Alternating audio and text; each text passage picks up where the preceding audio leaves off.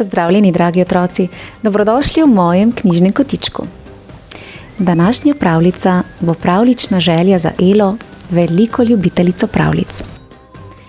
Ela si želi slišati pošastno obarvano pravljico s pošastkom v glavni vlogi. Sedaj pa predlagam, da se udobno namestimo in prisluhnemo pravljični želji Ele z naslovom Pošastko.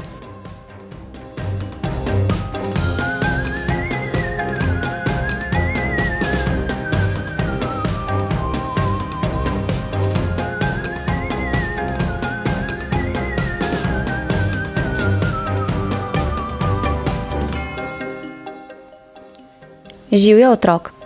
Pošastko, moje ime. Stanujem pod tvojo posteljo. Ne več dolgo. Ko boš to bral, me ne bo več. Kar ti želim sporočiti. Izmed vseh otročajev sveta sem izbral ravno tebe. Lahko bi začel kjerkoli. V kabinetu groze, v učilnici. Tam iščejo pošasti moje vrste. Pa sem si rekel, Hari, sem si rekel, poskrbel boš za tega otroka.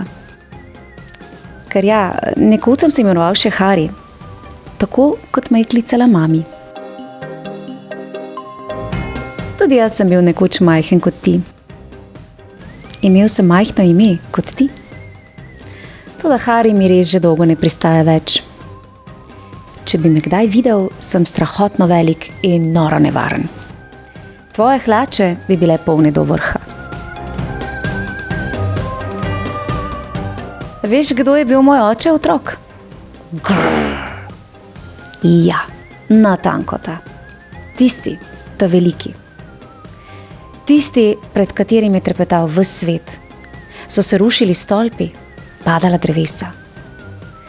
3 leta zapored je osvojil nagrado Zlati krik za najboljše strašenje na svetu. Tisti, pred katerim se je sam Jeti zatekel v gore, najostrejši nož v predalu. Moj oče je bil najstrašnejša pošast pod soncem, luno in zvezdami. In jaz imam njegov nos, pravi mami. Kljub temu sem se naselil pri tebi, otrok. Pod tvojo posteljo. Mirno življenje, sem si mislil. Ustaljen delovnik. Nobenih nadur, solidna reč.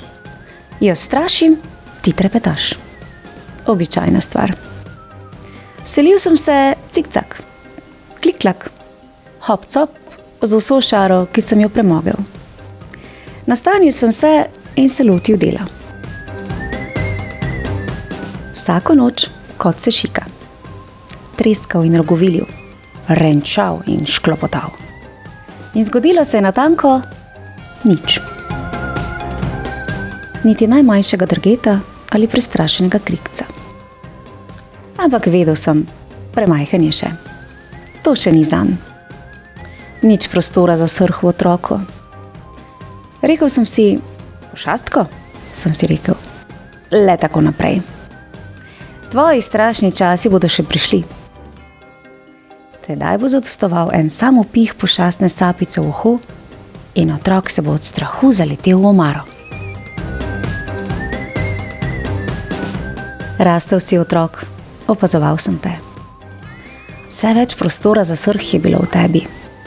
Vse sem poskusil. Nabrusil zobe, izdelal maske, naježil kožuh. Vadil sem pošastne poglede. Zdaj jih znam že 47. Robantil glasno, drobentil, brenčal in stegoval kremplje. Glodal pod boj, škripal z vrati in skrival igrače. Prhal sem z nozdrvmi, napenjal jeklene mišice, pokal s kostmi. Grabil sem te za noge in ti izmikal odejo. In kaj se je zgodilo? Smrčiš, spiš, Kruliš in še režiš se v snu. Kaj je narobe s tabo, otrok? Kje si pokvarjen? Kje je tvoj srh?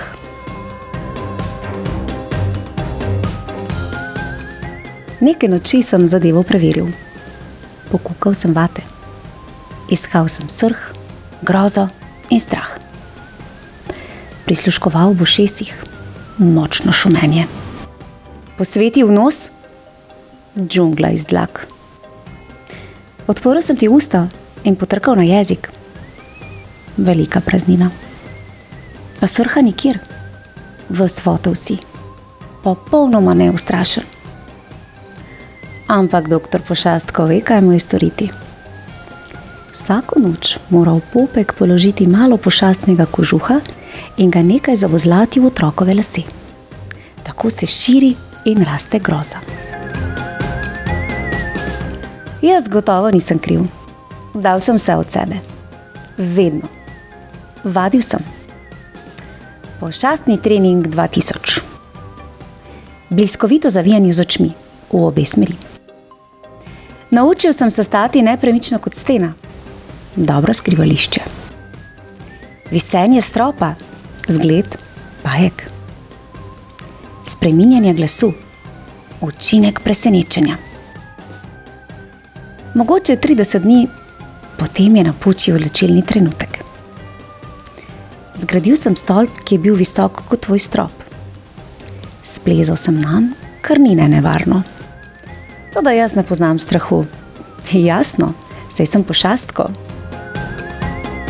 Veš, kakšen sem bil? Visok kot gora.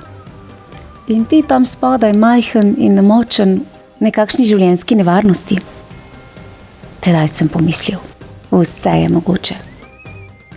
Najsrhljivejši uspeh doslej, prodor in večni strah. Pomislil sem, zdaj ali nikoli, Hari.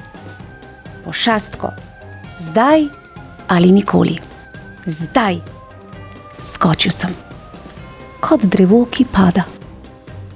Kot zapornica, ki se zapira. Kot plaz. Preprosto nate. Zadržal sem sapo kot vselej, kadar vem, da se bo zgodilo nekaj veličastnega. Toda nič. Spet nič. Nič se ni zgodilo. Nepopravljiv si otrok. Nobeno zdravilo ne pomaga. Zelo mi je žal. Tudi zate. Sprva nisem več prišel na plan. Moral sem se spočiti. Si nabrati novih moči, se spraviti nazaj k sebi. Pošastno zdravljenje. Veš, otrok, razmišljal sem o tebi in sebi.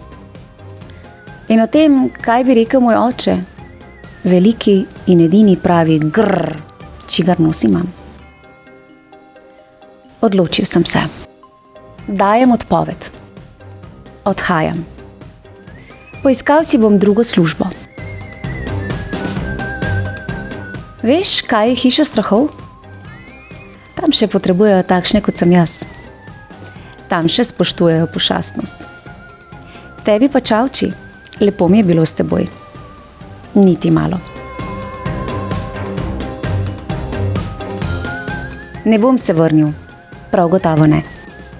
Kar glej, kako se bo znašel sam. Svetujem ti, da vzgojiš nekaj srha. Kakšen je vendar človek brez strahu?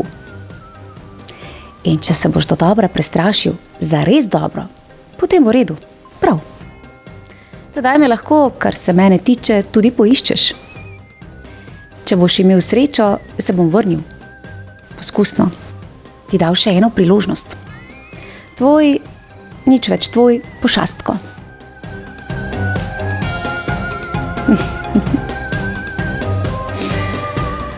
Ja. Kako prikupna zgodba. In samo poglejte, ubogega pošastka, kako je naveličan in obupan. Pa toliko trude je vložil v strašenje.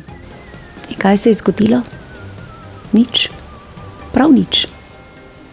No, če pa prelistamo malce naprej, Samo poglejte.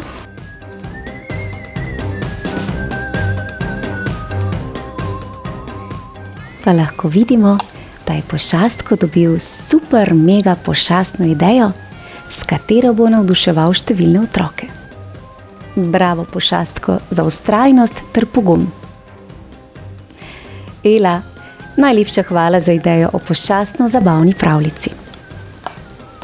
Otroci, v mojem knjižnem kotičku pa lahko prisluhnete tudi čudoviti pravljici z naslovom Deklica in mesto, v kateri boste spoznali deklico, ki je prav tako vztrajno iskala rešitev za temačno mesto, v katerem je živela. In naj vam prišepnem, da je mesto ponovno zasijalo, z njim pa tudi meščani. Vabljeni k poslušanju. Prijeten pozdravček Eli, ter pa seveda vsem ostalim ljubiteljem pravljičnih vsebin v mojem knjižnem kotičku. Pošiljam vam en pošastni pozdravček. Čau, čau! Ja, zanimiva pravljica. Si se pa res potrudil, ne?